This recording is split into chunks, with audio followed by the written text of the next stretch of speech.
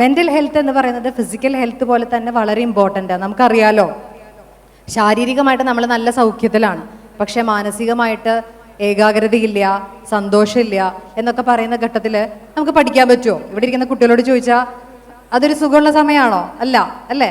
മനസ്സ് സന്തോഷമാണെങ്കിലോ പെട്ടെന്ന് പഠിക്കാം, അല്ലെങ്കിൽ പെട്ടെന്ന് കളിക്കാം, മറ്റുള്ളവരോട് ഇടപഴകാം. പക്ഷെ നമ്മുടെ സമൂഹത്തിൽ ഇന്ന് നിലനിൽക്കുന്ന പല കാഴ്ചപ്പാടുകളും സ്റ്റിഗ്മയും ഉള്ളത് കൊണ്ട് തന്നെ പാരൻസ് കുഴപ്പമില്ല, അതിപ്പോൾ കുറച്ച് കഴിയുമ്പോൾ മാറും, കുറച്ച് കഴിയുമ്പോൾ ശരിയാവും, എനിക്ക് അങ്ങനെ തോന്നിയിട്ടില്ലല്ലോ, എൻ്റെ കുട്ടിക്കാലത്ത് എനിക്ക് എങ്ങനെ ഉണ്ടായിട്ടുണ്ട്, അത് ആ സമയത്ത് കുറച്ച് കഴിഞ്ഞപ്പോൾ അത് ശരിയായി എന്നൊക്കെ പറഞ്ഞ് നമ്മൾ അതിനെ സൈഡ് ലൈൻ ചെയ്യാനുള്ള ടെൻഡൻസീസ് കാണിക്കുന്നത് വളരെ സ്വാഭാവിക. പക്ഷെ ശാരീരികമായിട്ടുള്ള ആരോഗ്യത്തെ പോലെ തന്നെ ഏറ്റവും ഇമ്പോർട്ടൻ്റ് ആണ് മാനസികമായ ആരോഗ്യം. എന്താണ് മാനസിക ആരോഗ്യം എന്ന് പറയുന്നത്? നമുക്ക് നമ്മളുടേതായ വ്യക്തിപരമായ ഒരു സുസ്ഥിരതയും സമൂഹത്തിനോടും വ്യക്തികളോടും ഇടപഴകുമ്പോൾ സുസ്ഥിരമായിട്ടുള്ള ഒരു രീതിയിൽ അതിൻ്റെ ഒരു ഔട്ട്പുട്ട് പ്രൊഡ്യൂസ് ചെയ്യാൻ പറ്റുന്നതിനെയാണ് നമ്മൾ മാനസികമായിട്ടുള്ള ആരോഗ്യം എന്ന് പറയുന്നത്.